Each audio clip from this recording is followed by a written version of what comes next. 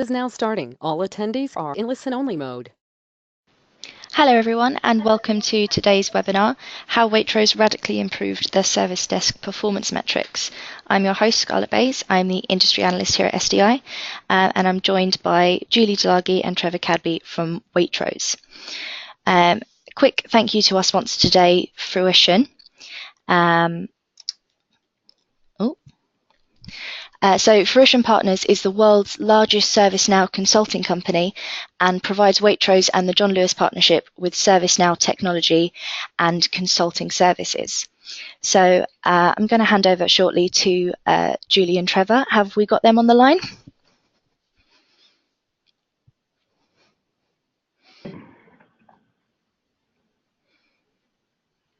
Hello? Hello, can you hear us? Yes, I can hear you.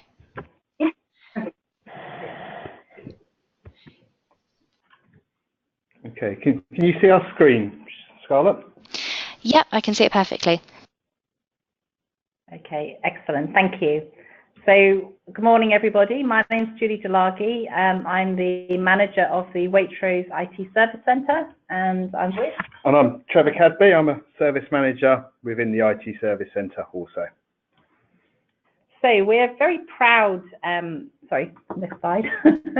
So we're very proud to be part of the John Lewis Partnership. We've got 49 John Lewis stores, 353 Waitrose supermarkets, as well as our .com businesses. So we're an £11 billion business, and as co-owners, one of 84,000 part business that puts partner happiness at the heart of everything that it does. So as part of the Waitrose business, so our IT service centre, so today we support a diverse set of partners across lots of different locations. So we've got 6 distribution centres, 353 branches. We have people working from the head office campus, and finally, any one of those partners can actually call our desk or raise a ticket, be it somebody kind of on a supermarket checkout, somebody doing .com deliveries, or somebody in a head office location. So very diverse organisation, set of partners that we're supporting. So we operate 7 days a week from 6 a.m. until 10 p.m. We've got a team of 52 providing first and second line support. So we resolve over 200,000 tickets a year, and we take just over 140,000 calls a year. So it's a very busy, vibrant desk that we have in Waitrose. So the starting point for our transformation journey really began in early 2016. So at that point, we were 2 separate teams. So we had a branch-facing team, and we had a head office and supply chain facing team. And although the 2 teams were co-located, so they kind of sat next to each other, that was about as far as the integration went at that point. So no way could the branch-facing team have been able to take head office calls, and no way could the head office team at that point kind of help the branch team when we had peak at Christmas, etc. So very separate teams.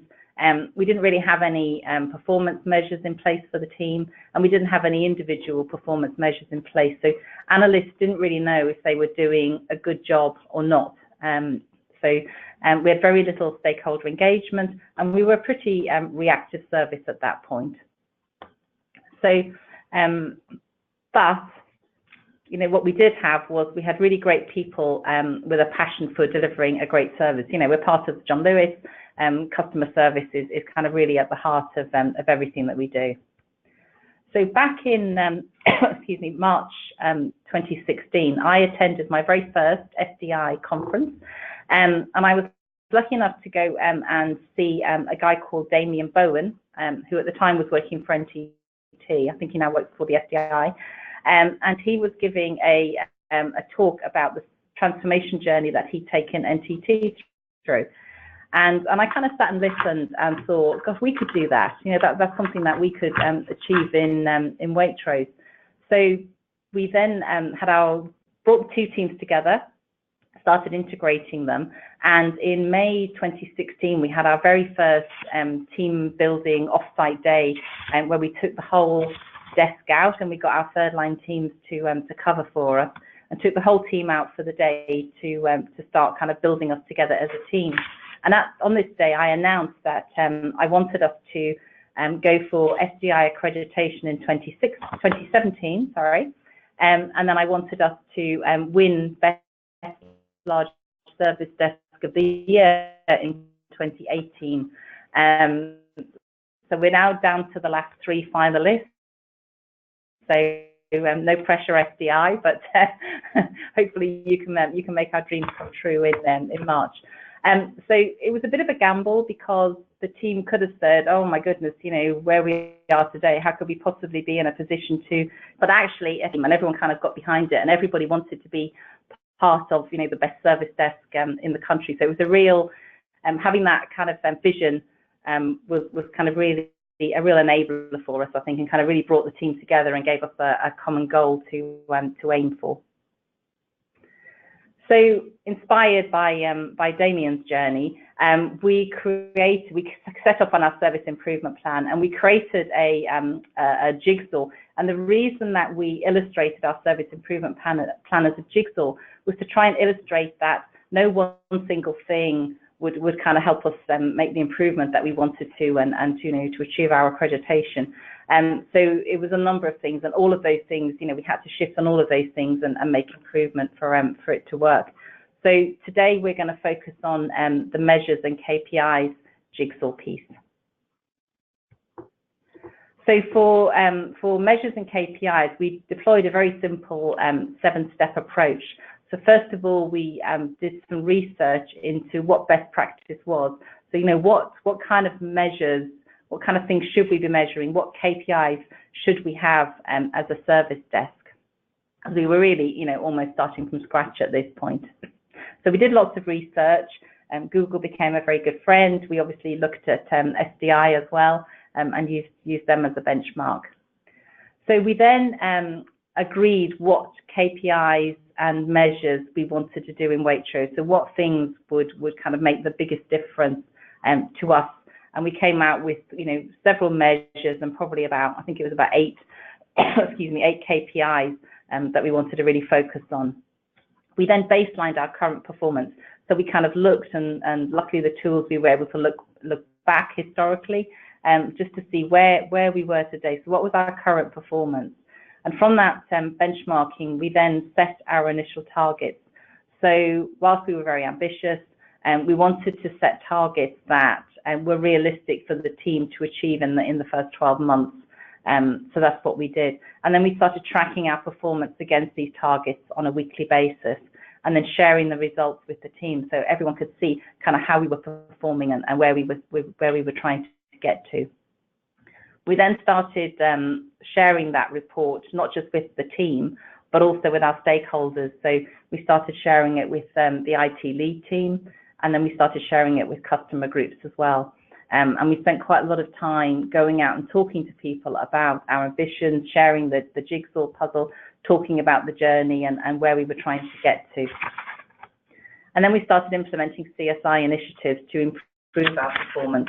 So our initial targets were kind of set at a place that, you know, they exceeded how we were performing today. So therefore, we then had to put some CSI initiatives in to start improving against those targets. And the way we did that was we put an A1 size poster up of the jigsaw puzzle in the team area, and we asked the analysts, everybody in the team, to kind of put their name against, you know, 1 or 2 jigsaw pieces that they felt personally passionate about, and things that they felt where they could make a difference and help us improve. So we kind of got real engagement from the team right from the beginning, and everyone kind of felt that they were part of the improvement journey. We then established some, so they were kind of like our team KPIs and excuse me, team targets. And then we established some individual targets. So like I said, the team didn't really know how they were performing as individuals. And I just remember one analyst saying to me, I really don't know if I'm doing a great job or not. You know, I come in every day, I work really hard. I think I'm doing a good job, but I don't know if I am, and I don't know if I'm doing better than the the kind of person sitting next to me. So we identified about, I think it's about 10 different KPIs for the individuals now, and I've kind of shown a couple of here as illustrations, average handling and ticket quality score. So for each of the measures, we kind of tried to work out what we thought was outstanding, and then what we thought was right the way down to somebody who was either brand new into role or underperforming. And then each of those tiers has a number of points attributed to it. So, for example, ticket quality score, if someone is scoring kind of 90% or more, that's kind of classified as outstanding. Whereas somebody who is, scoring between 40 and 54, that's kind of like lower tier. So it's somebody that's kind of fairly new into role, or somebody that's kind of got some development needs in that area. Like I say, we've got about 12 of these things, and for ticket quality, we've got a check sheet that the managers kind of look at when they are doing quality, and quality is both the blind listening and also looking at tickets as well later. And so they go in and they score everybody. So once a month we kind of measure all of everybody in the team and come in then with an overall rating. So we then kind of color code, so we can see at a glance, whether someone is performing really well or whether somebody is has some development needs. And these really form part of the one-to-one discussions that the team have with their managers. And we show the analysts where they are in the list, but we don't show them everybody else's name. So it's very much an individual journey. So you can see whether you're kind of, one of the highest performers, or you can see whether you're kind of middle of the road, or whether actually you're kind of at the lower end of your development journey. And what this does is this helps to inform training and development plans. So for example, you could get someone who is, outstanding on average call handling, because they're only spending, a couple of minutes on every call, but actually their quality score is really low. So the conversation then will be, well, actually, you need to spend more time on the call and give them more care and attention. And so they're the kind of discussions, and it's really proved valuable for us. And our top performers now, our lowest performers now are performing better than our top performers were when we kind of first started this journey. Excuse me. And we started to see some improvement. So if we kind of compare ourselves in the first year of our journey, we improved customer satisfaction, kind of went up from 81% to 93%. Time to answer was halved. Abandoned calls, was 14%, right the way down to 2%. The volume of tickets that we were taking into the team, so we were taking, only 78%, and that had gone up to 87%. So that means that calls directly into our third line teams had dramatically reduced. And our open tickets, so this was something that before we started measuring, we kind of weren't aware that we actually had, more than 5,000 tickets open at any given time, and that was halved in the first year. And like I say, our lowest performers today are now performing better than our top performers were at the beginning of 2016. So by November 2016, we felt confident enough that we wanted to book our initial SDI audit. And I don't know if you all know, but the SDI come in and they measure you across 9 different categories. They come in initially and do a 2-day assessment, and they meet lots of the team, they meet our stakeholders, they met some of our lead team, they meet some of our customers, etc. So it's quite an intense thing, but it's not an evidence-based at this point. It's just our word about what we say we're doing. And we were really delighted that we actually got an overall score of 2.35, which kind of exceeded our initial expectations. That was a real boost in the arm for the team at that point. However, for management information and key performance results, we actually only received a score of 1.2, and that wasn't enough for us to get accredited. So in order to get accredited, you have to achieve 2.3 in every single category in order to get an accreditation. And obviously we weren't achieving it in 1.24. So when we got the report back from the SDI, we were actually doing a lot of the right things, but there were 3 key gaps that they identified. So first of all, we weren't monitoring all the areas called out by the SDI. Now there are, I think, 39 different areas, so it's huge. And I think we were the first company actually to go through the initial audit with the new the version 7 rating.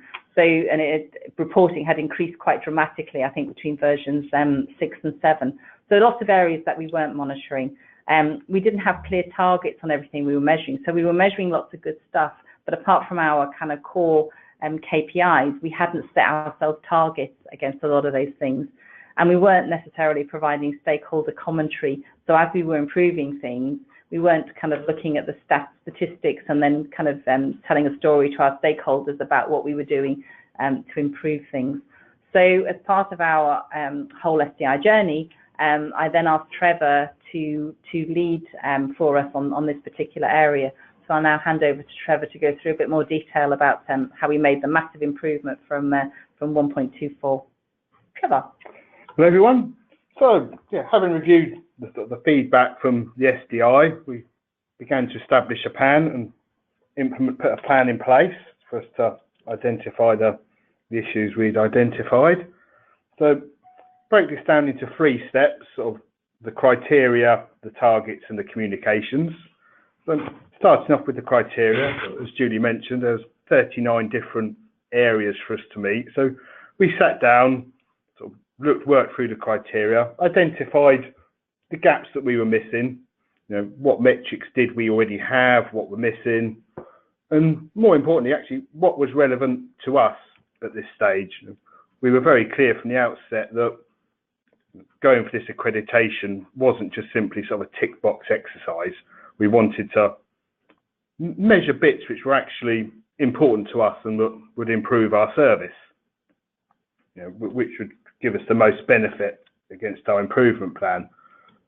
So we also had to look at what could we do? Was the information available from our suite of tools, from our ITS solution? Could we get our hands on the data to even be able to track it? And then from there, sort of where did we want to focus?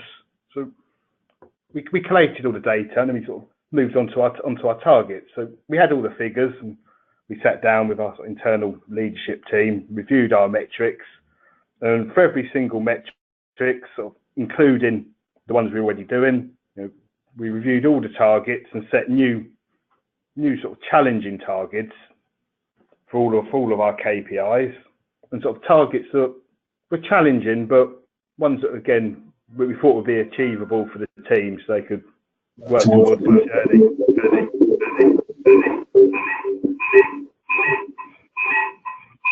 Muted.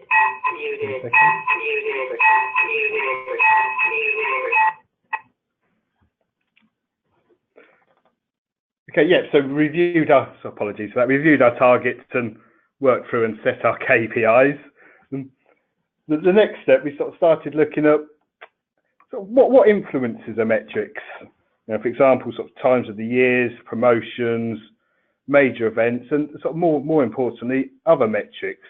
We began to properly understand what we were recording and what it was telling us, and sort of how different metrics, where we could improve one metric, how it influenced another metric, and how everything began to interlink.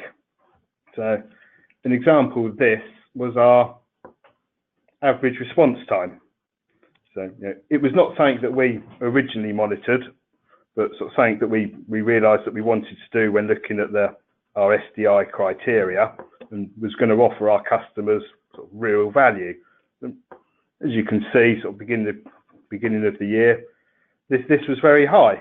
So we sat down and investigated it, sort of reviewed it, and understood what influenced it and what sort of performance factors made it up. So after some research, we narrowed it down to sort of a couple of areas where how we used our ITSM solution, and also the time analysts were taking on the call. So we sort of put in place some CSI actions to implement some training around the tool itself and implement some new processes, sort of ensure that our analysts understood it, and to make sure tickets weren't slipping through the net at the end of the day.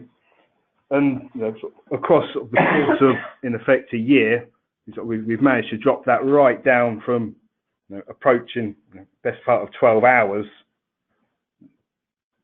down to sort of, we're looking at around 1 hour, just under 1 hour now is our average. And as you can see from the graph, we're permanently reviewing our KPIs as well. So as we've gone through the year here, we've sat down and we're beginning to just gradually step down these metrics and the targets on them. So coming back up a slide, another big win in the targets area was sort of beginning to overlay individual metrics, and again sort of helped us understand how they're interlinked and influenced each other. Another sort of simple example was we had a basic graph which simply overlaid created tickets against open tickets and resolved tickets. This enabled us to sort of better understand our run rates. These are based on our previous history, so we could understand our peaks and troughs in demands and how that we could then use that to influence our resourcing model. And what we did in this area is we actually sort of took these metrics and graphs back to the team and sort of reviewed these internally and sort of handed it over to the team so they could sort of have a look, and in the end they actually began to sort of rearrange, come up with their own ideas and sort of rearrange their own breaks and start times to fit our demand. It's really simple but really effective, and it involved the whole team by sort of empowering the people and engaging the people who knew it best to actually come up with the recommendations themselves. And the final step was communication. So we sort of had a basic sort of pack. So again, we sort of went back to basics and identified sort of our key stakeholders and stakeholder groups, actually who wants to see what information and when. We set up sort of weekly reviews within the department itself to sort of cover off the basic everyday KPIs that we're interested in every week. But each week we'd sort of try and pick on a different metrics out of the, and we ended up with more than the 39 that the SDI recommended as part of their certification. Because as we went through our criteria review, we actually sort of called out some bits that we wanted to do ourselves around problem management, bits which aren't included in the criteria, but that again would offer us value as a desk to understand them. So we try and sit down sort of each week and actually sort of dig down into each metrics and review it and understand it and how it interlinks with the other metrics we review. So if we increase something, does it impact negatively or positively on another metric? So again, as part of that, we expanded out our original communication packs to include more commentary. Actually, sort of, what were the figures just telling us? Not just sort of figures on the page. What did they mean? We began to sort of call out trends and celebrated success where sort of a CSI plan had resulted in a positive reduction in the figure. So we could really sort of communicate our results and outcomes. And again, this sort of links back to sort of really understanding what the metrics is and how it's made up. It's not just a figure. So we're sort of now in the position where we can call out during our decks of where external factors have influenced our results. So for example, we've had a major incident and we've seen a drop in sort of our time to answer. We can call that out in the deck.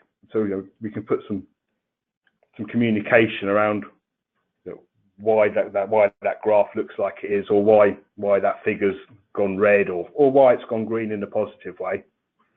And again, sort of, we can call out in advance now in our deck, so sort of when we're expecting higher volumes or sort of peaks and troughs linked with wider business events. So an example here is that our retail team, sort of many businesses, run a bring out your dead prior to our clearance events. So as we've seen from previous history that this event's coming, we know we're going to see increased demand into the team. So in the decks approaching this, we can call out that we know that this is coming, our resources is geared up, ready for this, and it sort of installs business confidence in the team itself, sort of in the services that we're sort of capable of providing. So the business understands that we're prepared for it, and internally we know it's coming also, so we're fully prepared for it. So, having completed that work, we had our final audit assessment in September 2017 and come back with an absolutely brilliant score of 3.38, which surpassed all our expectations and made us a 3-star service desk. And linking it back to performance matrix, again, we lifted ourselves up in the best part of nearly two whole points up to 3.2. So for myself, I'm really proud that I'd managed to achieve that uplift in that area. And brilliant for when I had my sort of ARP discussion with Julie that year to have something positive to talk about. So the work within our department hasn't stopped there. So we're continually trying to evolve how we measure ourselves, how we understand the figures and what they're telling us about our service. So a recent sort of initiative was to introduce the balance score. Again, sort of thinking back to our stakeholder groups, we've got a range of 39 different metrics. Not everyone's sort of interested. Lots of people just look at, is it green? Thank you very much, and move on. Sort of different people want to know a little bit further. So we introduced the service centre balance score. So of our 6 key KPIs, as you can see there on the screen, customer satisfaction, SLA, etc. We picked these 6, and each metric is weighted based upon its relative importance to the scorecard. And linking in with the whole partnership, sort of these 6 KPIs are linked back to our mission statements, as you can see, which are ultimately linked back to the overall partnership business plan. So it's a full top to bottom plan, and this gives us a single metric which we can communicate out, which sort of gives you a broad understanding of sort of the service desk performance for that week. And so again, continuing on from Julie's story, the work hasn't stopped, and sort of we've experienced even bigger improvements across this year from when we started. So on this slide here, we've got set sort of our targets have changed again, so we've got some sort of really stretching targets there.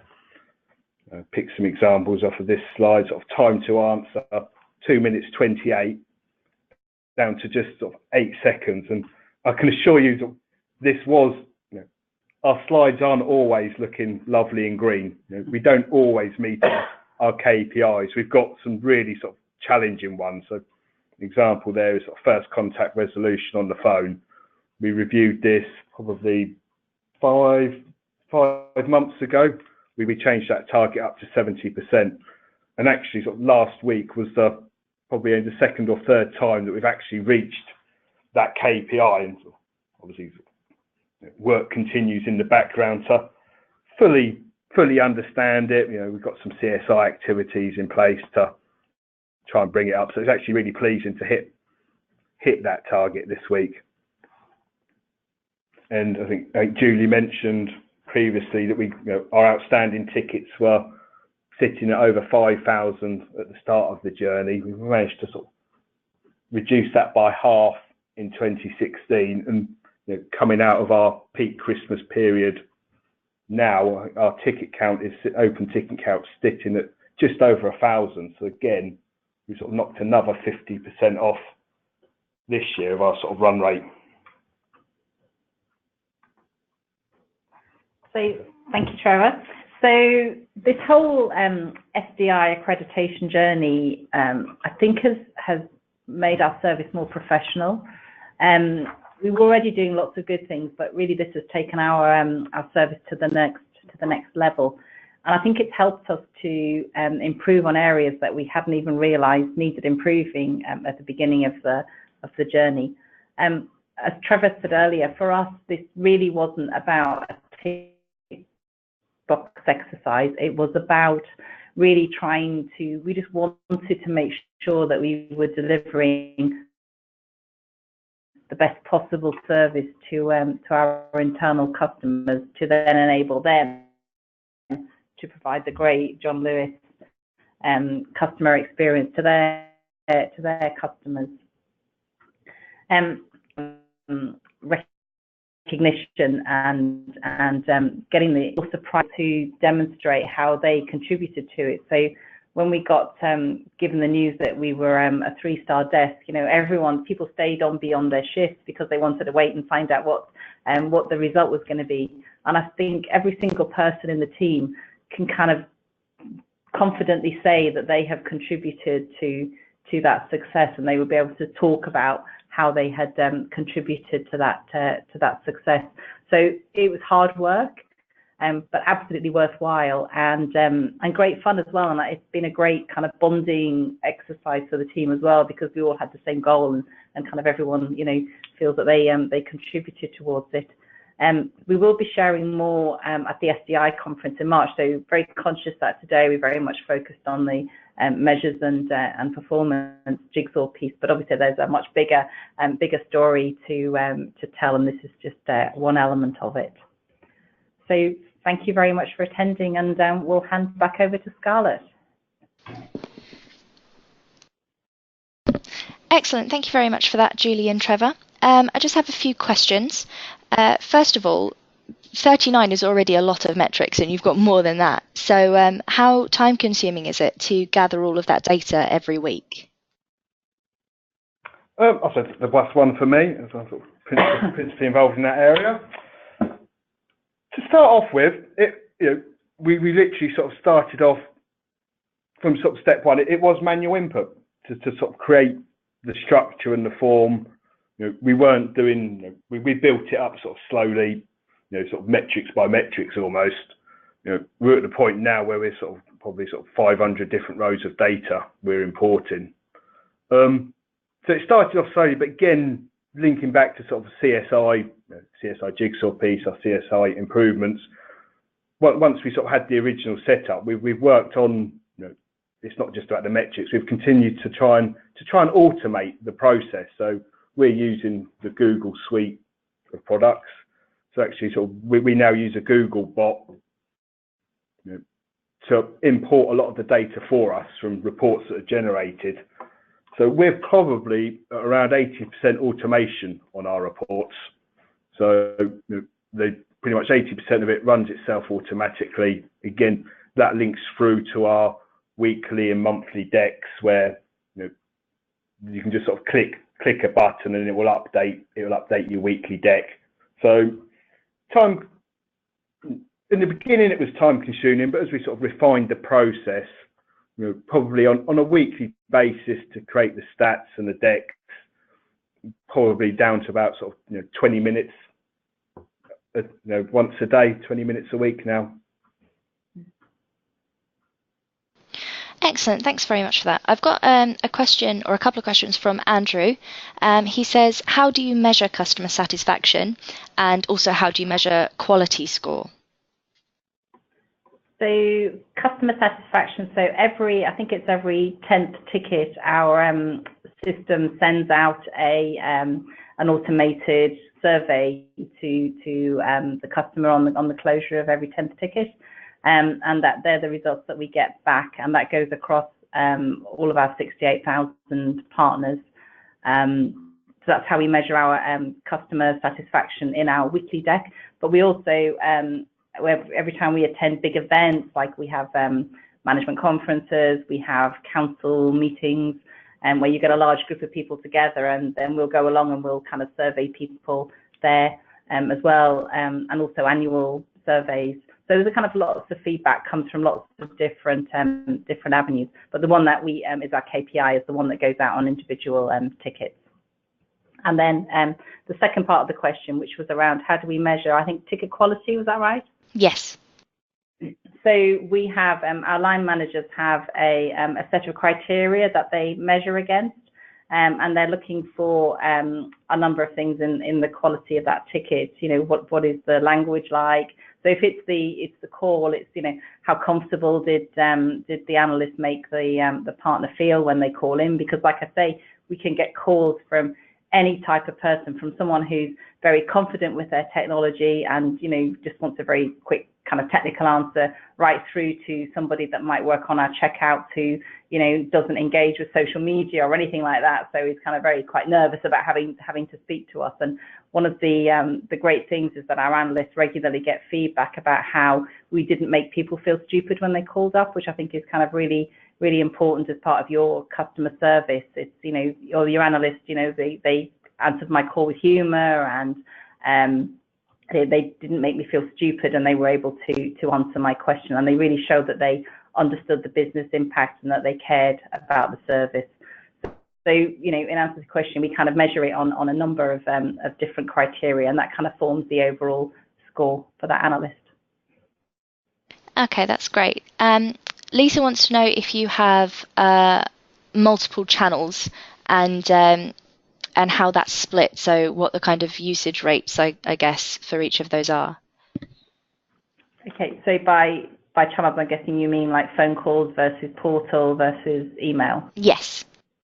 Okay, so at the moment, we, I think we're about, I think phone is the biggest kind of route into us at the moment, but that's because our portal isn't particularly easy to use at the moment, and particularly in branches where they have to go back into a main office to access the portal. So we're about to launch a new version of ServiceNow, which is our tool, ITSM tool. At that point, the portal will become much more friendly, much more useful for people. Trevor, in particular, has done a lot of work around requests and incidents and introducing workflows, so that if somebody, you know, kind of says in the portal, oh, my till is broken, and then, you know, they'll get prompted back with, well, what kind of till is it, and so forth. So by the time the ticket comes to the analyst, they'll have enough information to be able to triage, whereas at the moment, it ends up with a bit more ping-ponging between ourselves and the customer group. So at the moment, like I say, it's probably about 60% of our calls come through phone, 40 via the portal, but over time we're hoping to switch that over the next year or so. Great, thank you. Coming up to the last couple of questions now. So Jerry wants to know what the skill level of your first level analysts are. So are they entry level, intermediate, or more advanced? So we probably have a mix, actually. So we take the majority of our analysts come from other parts of the John Lewis business. So when we kind of started this improvement journey, we thought, gosh, you know, the John Lewis partnership is kind of renowned for its customer service, etc. So that's where we need to kind of look for our talent pool. So so we get a number of people coming in to us from branches, from supply chain, from both John Lewis and Waitrose branches. Excuse me. We've even had a groundsman from Lexford who had done an IT degree in his spare time, and he was a great candidate. So we get people from all parts of the business. We've done a lot of work on our induction into the team. And so now people, you know, we kind of get them on the phone really quickly, and they become productive kind of analysts in a real short space of time, actually. And you can see people coming through, and you know, they start off at the bottom of our kind of score grid, and very quickly, you know, people are starting to turn their activity green. So we have quite a high turnover rate because we're seen as the talent pool for the rest of IT. So a lot of the analysts kind of move on into other areas of IT, which is fantastic to see that progression. And because we've spent so much time on our induction, we're able to bring people in pretty quickly. We also have a concept of a senior first-line analyst. So we have a first-line analyst and then a senior first-line analyst, where we start giving them more responsibility. So they start seeing some progression within the role as well before they're ready to move on into second line. We've also spent a lot of time focusing on our knowledge base as well. So the team are able to respond. We've actually put the knowledge base within our ServiceNow tool. So all the information is there at their fingertips now. Brilliant. So your journey, your story is quite interesting, and it shows that you've come a long way. But what do you think your biggest challenges were in balancing improvement and promoting the desired behaviours from your analysts, and how did you overcome them? So our biggest challenges, I think, were I think it was just the sheer scale of kind of what we had to do, really. But I'd say by engaging the team straight away and getting them involved and getting them to select which areas of improvement they personally wanted to be involved in, I think has made a massive difference. I also think that we had, when we first started back at the beginning of 2016, we had a large contractor base. We're now almost, I think, about 90% partner-led now. So we put partners in. I think by switching our recruitment from people with IT skills to people with customer service skills, but who had a real passion for IT, again, I think has made a massive difference. I think one of the other things we did as well is we worked out who our stakeholders were. We identified who our stakeholders were, and we spent quite a lot of time at the beginning of the journey talking to people about where we were and where we wanted to get to. So we've kind of shared our journey with our stakeholders, both the IT leadership and customer stakeholders along the way. So they've all kind of come on the journey with us, really, and we've had a huge amount of support from both of those groups, which has made a massive difference as well. I think the other thing that made a really big difference actually was that we were empowered to make the changes. So we've made some pretty radical changes along the way, but we've been empowered to do that. And I think without that sponsorship, it would have been a much more difficult journey to do.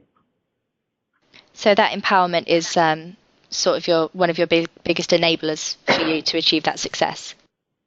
Definitely. So as the leader of that team, I felt empowered to be able to take the team on this journey. And I think by empowering the team to really get involved, and like I say, one of the examples Trevor had given earlier was, we saw some trends that were telling us that there were certain points of the day where we were our abandoned call rate had kind of increased, or our time to answer had increased.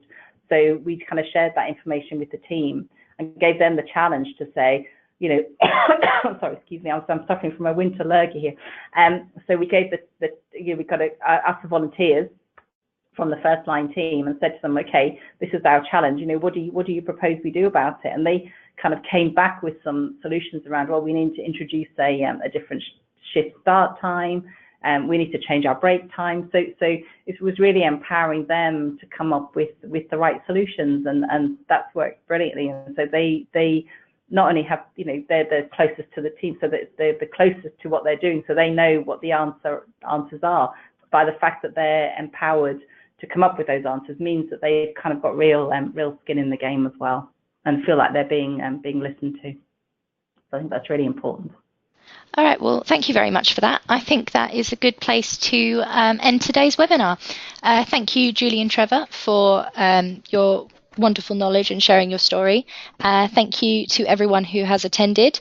And once again, thank you to our sponsors, Fruition Partners. I hope you've enjoyed today's webinar. Goodbye.